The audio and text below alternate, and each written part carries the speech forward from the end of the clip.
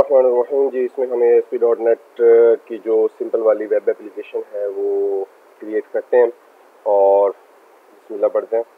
तो इसमें सबसे पहले आप यहाँ पे इसको ये 2019 के अंदर जो है वो वेब एप्लीकेशन आपने रन करनी है।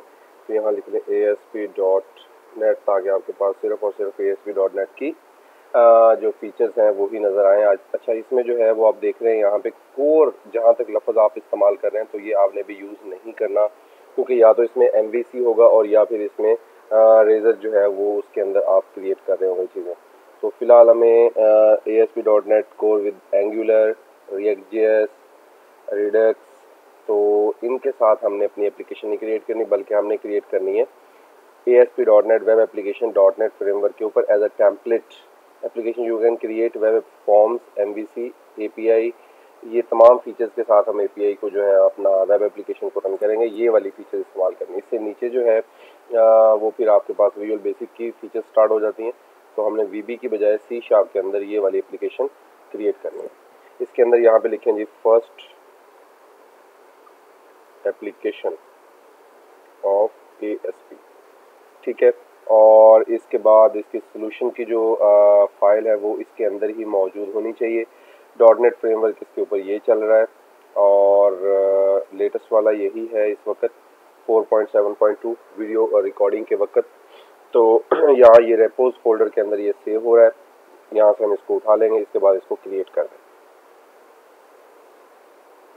यहाँ पे हमसे ये पूछ रहा है कि आपने इसमें सिंगल पेज एप्लीकेशन चाहिए आपको, या आपको वेब फॉर्म्स चाहिए, या आपको MPT चाहिए, या किस तरह से आप इसको क्रिएट करना चाहते हैं। तो मैं इसमें वेब फॉर्म्स ही रहने देता हूँ। सिंपल वाली हमारे पास जिसके ऊपर हम ड्रैग ड्रॉप करके जो है वो अपनी वेबसाइट को रन कर सकते हैं। फिलहाल मैं इस पर यहाँ पे वेब फॉर्म्स पे ही क्लिक करता हूँ और यहाँ पे इसको क्रिएट कर देता हूँ जी। एप्लीकेशन हमारे पास लॉन्च हो चुकी है। अच्छा, इसके अंदर जो है वो हम यहाँ पे ग्रीन बटन हमारे पास प्ले का बटन है, इसको हम बगैर कुछ अभी देखे जो है वो इसको प्ले के बटन को प्रेस कर देंगे, ठीक है, ताकि हम देख सकेंगे क्या ये रनिंग फॉर्म में है एप्लीकेशन या नहीं। तमाम रिक्वायर्ड चीज़ें इसके पास पहुँच चुके हैं नहीं। उसके बाद फिर हम इस वेबसाइट का इंट्रो करते हैं, इसको क्लिक कर दें।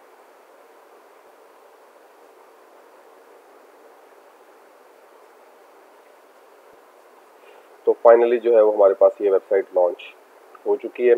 इसके अंदर हमारे पास होम का टैब है, इसमें हमारे पास अबाउट का टैब है, इसमें हमारे पास कॉन्टैक्ट का टैब है।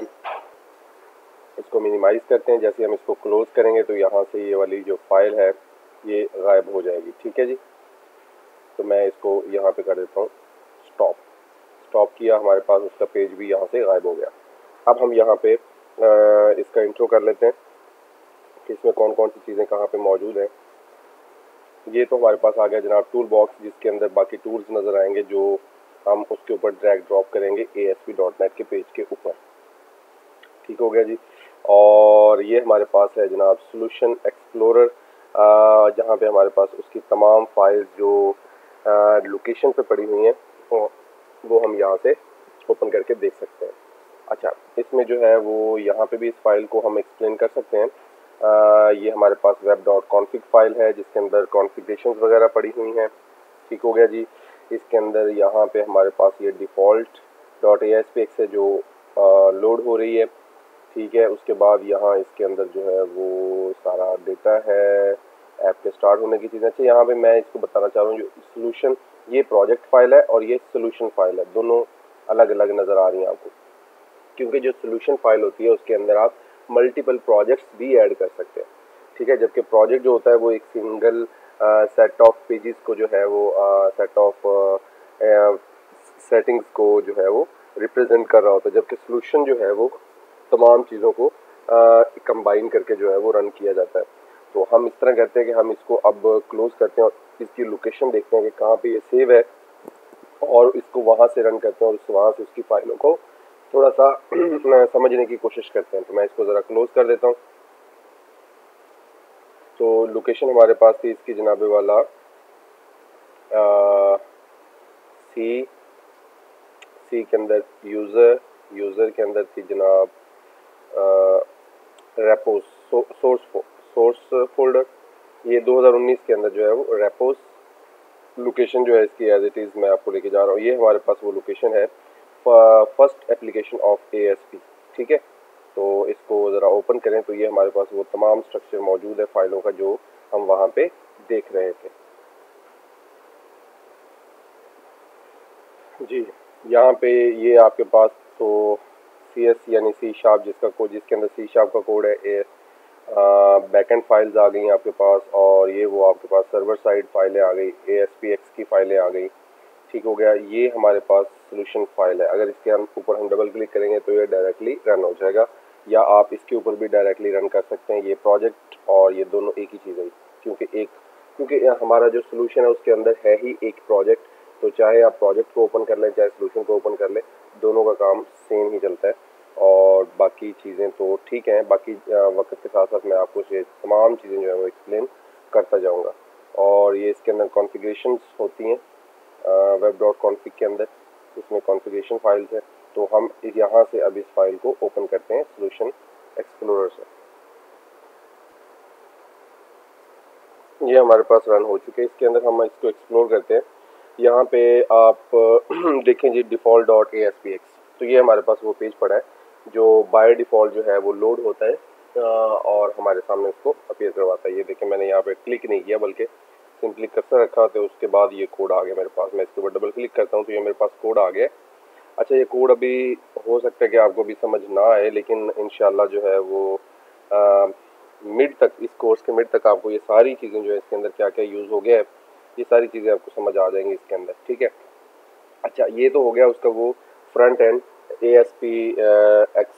ASPX फाइल जो है, ये वेब पेज है जो हमारे सामने अपीयर होगा, फ्रंट एंड है ये।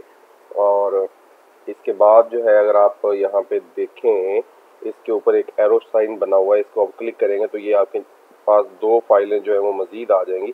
इसमें एक है आपके पास ASP default.aspx.cs यानी C# की फाइल्स हैं। तो ये जो है फ़िलहाल तो अभी हमें पेज लोड का मेथड बना हुआ है और ये सारी चीज़ें बनी हुई हैं, तो इसको हम इस्तेमाल करेंगे। और ये सिर्फ डिज़ाइनर के लिए जो है वो इस्तेमाल होती है, इसको आप फ़िलहाल अभी यूज़ करने की ज़रूरत नहीं है यहाँ पे। अब यहाँ पे हम देखना चाहते हैं कि इसमें हम कोई फाइल ऐड करना चाहते हैं नई अपनी, तो वो कैसे ऐड करेंगे। तो आप यहाँ पे प्रोजेक्ट के अंदर राइट क्लिक करेंगे, सोल्यूशन एक्सप्लोरर में करेंगे तो नया प्रोजेक्ट ऐड हो जाएगा। यहाँ पे आप प्रोजेक्ट के अंदर ऐड करें और यहाँ पे ऐड के ऑप्शंस पे क्लिक करें, ऐड ऑप्शन, न्यू आइटम। यहाँ पे आप ध्यान कर लेना कि यहाँ पे आपने वेब पे क्लिक किया हुआ है और यहाँ पे आपने वेब फॉर्म मास्टर पेज भी हम बाद में देखेंगे। वेब फॉर्म जो है आप उस पर क्लिक करें और इसका नाम रख दें जनाब आप माई पेज .aspx, ठीक है। और इसको कर दें जनाब आप ऐड। तो यहाँ पे आप देखेंगे कि ये आपके पास पेज आ चुका है और ये उसके अंदर बहुत ही स्मॉल सा कोड है और ये अब समझने में भी ज़रा आसान है कि इसमें क्या क्या चीज़ें। टाइटल का टैब आ गया है, हेड आ गया है, बॉडी टैग आ गया है। अगर आप HTML और CSS से ज़रा वाकिफ़ हैं तो आपको इसको समझने में बहुत आसानी होगी। और अगर हम इसकी C# की फ़ाइल देखें तो ये भी हमारे पास अभी बिल्कुल ब्लैंक फॉर्म में मौजूद है। तो इसके अंदर ये तो था, इसके अंदर तरीक़ेकार फाइल्स को ऐड करने का और इसके अंदर फाइल को एक्सप्लोर करने का। अब हम देखते हैं कि इसके अंदर डिबगिंग फीचर्स क्या हैं और किस तरह से इसके अंदर, ये देखिए यहाँ पे आपके पास ब्राउज़ विद, मतलब किस ब्राउज़र के साथ आप इसको ओपन करना चाहते हैं। तो मोस्टली जो है वो गूगल को यूज़ किया जाता है। तो यहाँ पे जो है फ़र्ज़ करें मैंने इसके साथ इसको रन कर लिया है, तो अब ये जो है वो बिल्ड हो रहा है ना।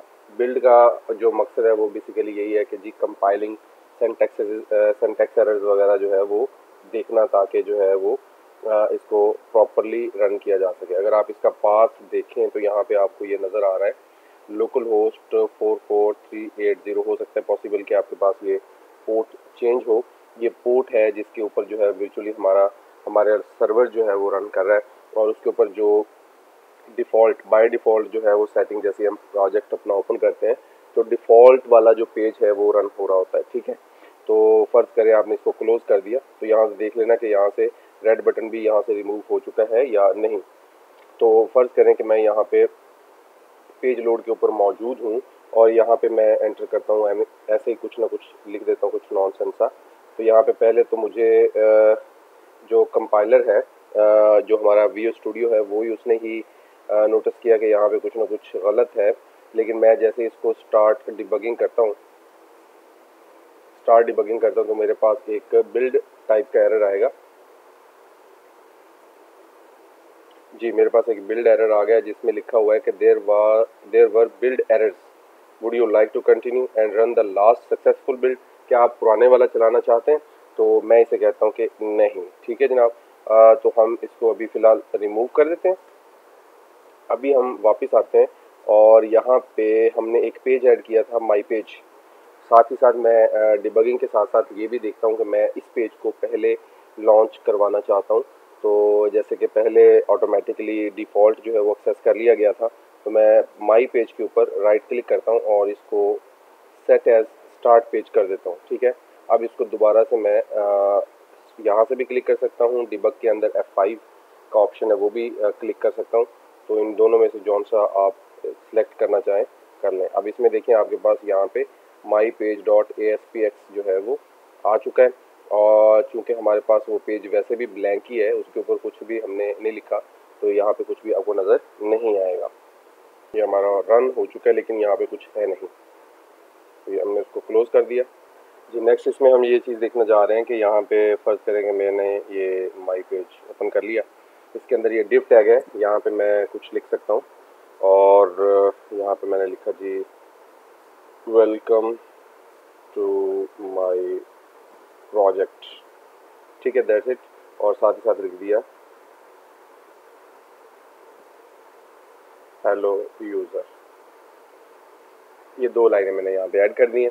अच्छा, इसके बाद मैं इसको यहाँ से रन कर सकता हूँ और ये आपने ख़ास तौर पे देखना है कि यहाँ पे अभी जब मैं इसको क्लोज़ करने लगा हूँ तो यहाँ पे स्टार आ गया। स्टार का मतलब ये है कि इस पेज के ऊपर मैं कुछ लिख चुका हूँ लेकिन अभी तक मैंने उसको सेव नहीं किया। या तो मैं इसको सेव करूँ तो सेव करने पे ये स्टार जो है वो रिमूव हो जाएगा, या फाइल और सेव ऑल या save my page dot ASPX control S भी प्रेस कर दें, कोई मसला नहीं।